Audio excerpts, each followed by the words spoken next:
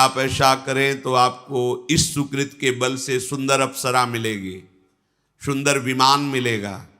आप और तपस्या करें, पुण्य संचित करें तो आपको वहाँ का लोक मिलेगा। स्वर्ग लोक में जैसे छोटे छोटे ग्राम हैं, अपने भारत में कितने प्रदेश हैं, उनमें कितने जिला हैं, फिर उनमें कितने ग्राम, ऐसे स्वर्ग लोक है।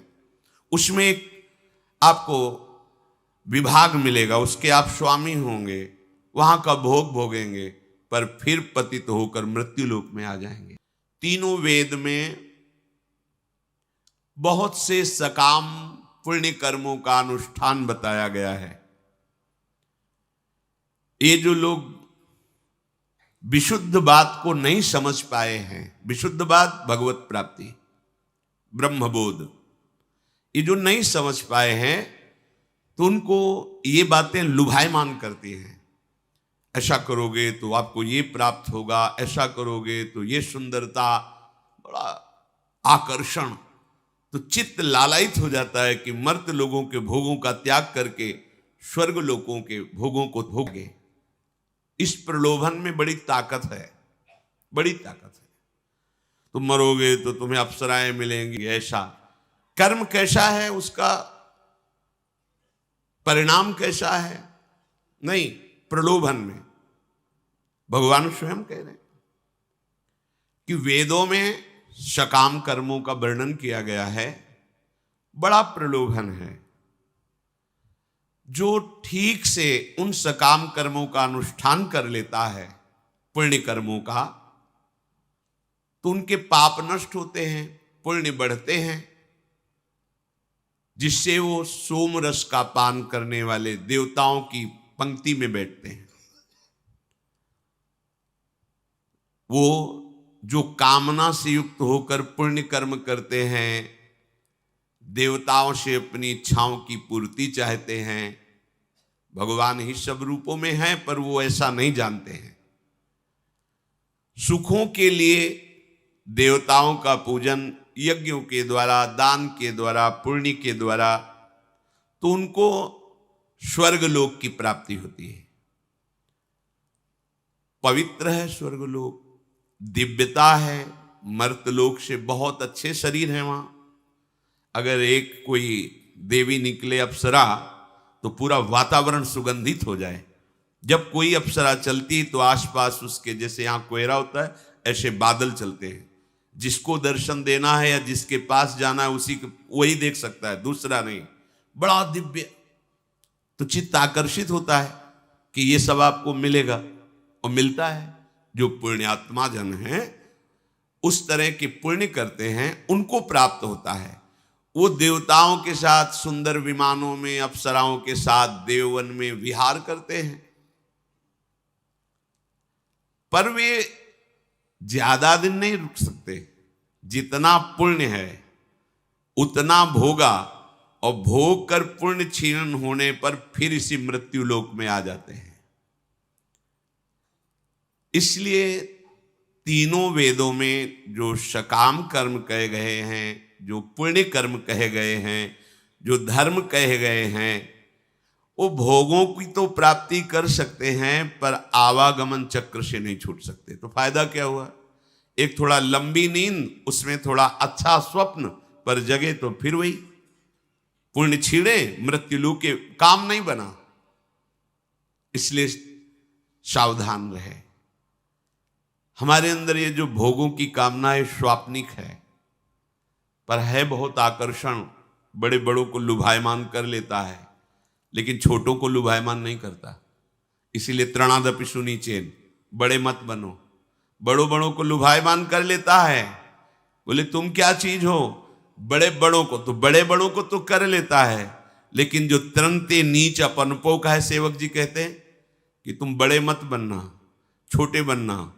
जब तुम छोटे बनोगे तो तुम्हें देखने ही नहीं दिया जाएगा जिनसे लुभायमान हो जाता है। भगवान ऐसे ढक लेंगे, मेरे को देख, ये मेरी माया है, इसको मत देख। वो बचा लेते हैं। अगर देखने की भी चेष्टा करोगे तो तुम्हें दंड दे देंगे, भयभीत कर देंगे, उधर जाओगे ही नहीं।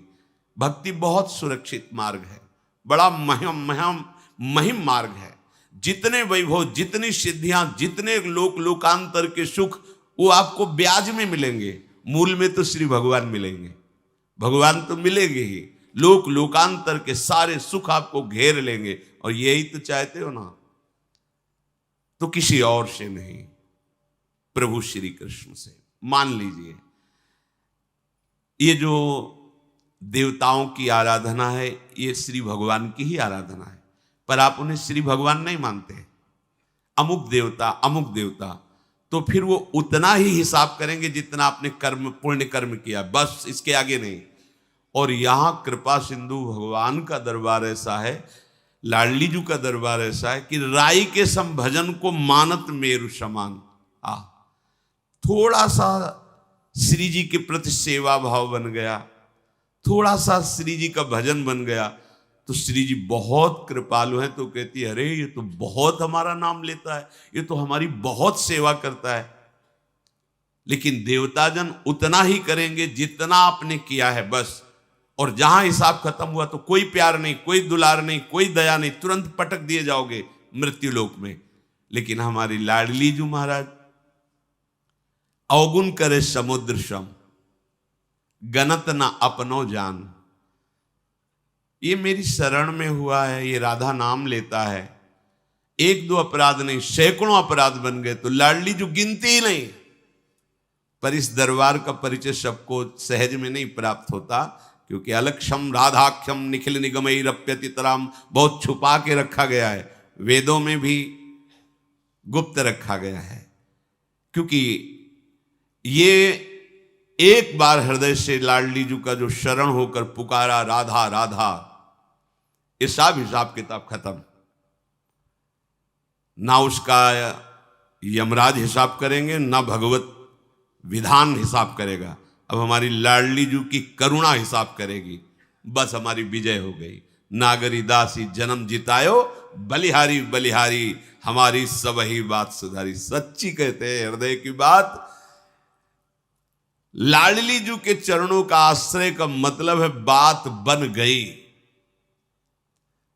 बिल्कुल आप मान लीजिए, शब्द नहीं हमारे पास कि हम आपको वो जो हृदय में हो रहा है वो हम आपको बता सकें।